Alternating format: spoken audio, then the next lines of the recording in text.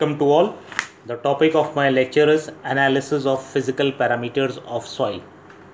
The physical parameters which are analyzed in the soil analysis mainly are as follows. First, coarse fraction.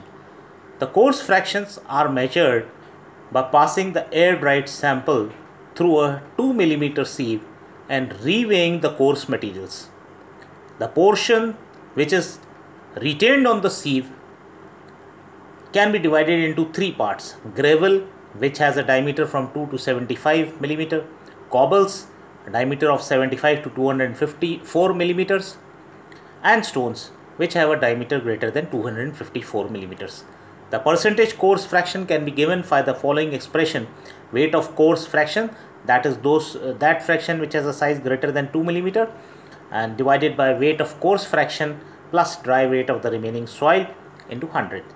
The name of coarse fraction is added as prefix during soil textural class reporting, like gravelly sandy loam, if there is 10 to 30% of gravel.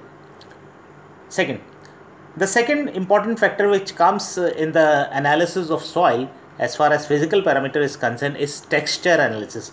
Now, texture analysis involves determination of the relative portions of sand, silt and clay in a particular type of soil. For this purpose, that is for the determination of texture, we make use of soil textural triangle, which is shown in the figure. This figure shows soil texture triangle and it is based on the International Society of Soil Science particle size. The sand fraction can also be broken into three parts: coarse, medium and fine sand. The size of the particles of each fraction are as follows. Coarse sand has a size of 2 mm to 0.2 mm of diameter. Fine sand has a diameter of 0.2 mm to 0.02 mm, and silt has a diameter of 0.02 mm to 0.002 mm, and clay has a diameter of less than 0.002 mm diameter. The above data is as per the International Society of Soil Science system. The method used for determination of percentage of sand, silt and clay is known as International Pipette method. The next factor or the next physical parameter in soil analysis is bulk density. Now, soil under physical field conditions exists as a three-phase system. First phase consists of the solid, which has the soil particles. Second phase is liquid, which contains water, and the third phase is gas, which contains mostly air. Now, the soil matter contained in a unit volume of the soil is called its bulk density.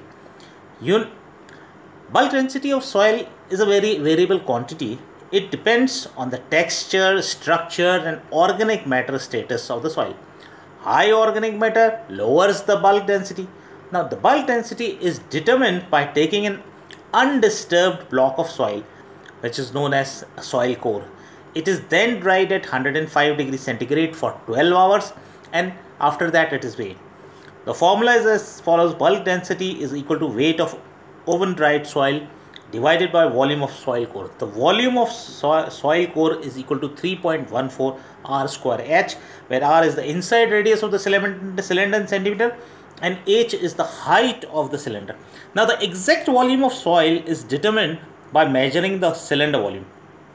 For achieving a good plant growth, bulk density should be around 1.4 for clay soil and 1.6 grams per cubic centimeter for sandy soil. Bulk density greater than 1.8 grams per cubic centimeter is considered extremely bad for plant growth. Next factor which is involved in the soil analysis or physical parameter is the pore space.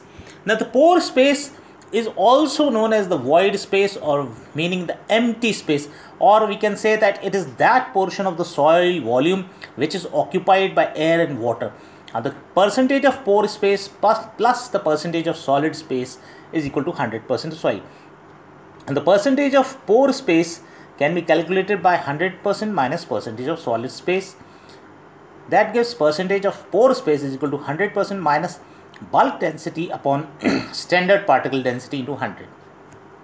This is the formula for calculation of the pore space. Next physical parameter involved in soil analysis is the moisture content.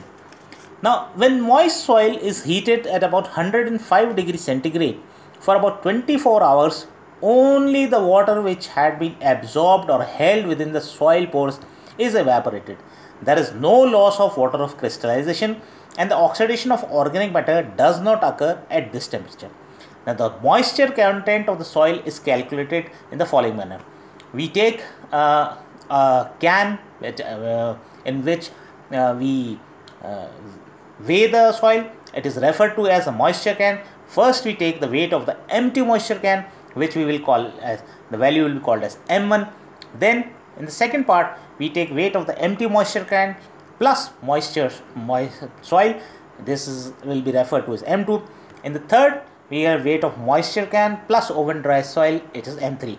Now, the moisture content in percentage will be given by the formula loss of moisture, that is M2 minus M3 upon weight of oven dried sample into M3 minus M1 into 100. Next parameter involved in the analysis of soil is the field capacity. Field capacity is defined as the amount of water held in the soil after the excess gravitational water has drained away and the rate of the downward movement of water has decreased. That is the leaching movement of the soil, just the downward movement inside soil has decreased. Now, such a stage is generally reached 24 to 48 hours after saturation, and it is measured by calculating the percentage moisture content in soil on succeeding days, and the lowest reading is taken as the value of field capacity of the soil. Next parameter involved in the next physical parameter involved in the soil analysis is known as water holding capacity. Now, water holding capacity of soil is refers to the amount of maximum water which can be held by saturated soil. So, the amount of maximum water held by saturated soil is known as its water holding capacity. It is measured as the amount of water taken up by unit weight of dry soil when immersed in water. We can calculate this value by a small simple method. Take a box with perforated bottom, place a filter paper over the perforated bottom, take the weight of the box plus the filter paper, this will be W1. Now place the soil sample which has been crushed and air dried at 105 degrees centigrade on the filter paper and weight, the values referred to as W2. The box is then placed in a petri dish of known diameter containing water and kept for overnight so that water enters the box and saturates the soil. The next is the box is taken out of the water and weight is recorded. This is W3. So, weight of box plus filter paper is W1, weight of box plus filter paper plus soil is W2, and weight of the soil therefore is W2 minus W1. Weight of the water absorbed is W3. So, the water holding capacity in percentage of the soil is W3 minus W2 upon W2 minus W1 into 100. Next physical parameter involved in the analysis of soil is known as the wilting point. Wilting point is used to determine the lower limit of available water. Now, the turgidity of the leaves depend upon the moisture in them, which in turn depends upon the amount of moisture in soil. As the amount of water decreases in soil, the turgidity of the plant leaves also decrease, and finally they start wilting. Wilting means drying, and ultimately the leaves fall down. Now, the amount of moisture in the soil when plants wilt, that is at that point where plants do not recover even after addition of water, is the permanent wilting point. Wilting point can be calculated by the following expression. Wilting point is equal to moisture content at wilting point upon initial moisture content into 100. Thank you.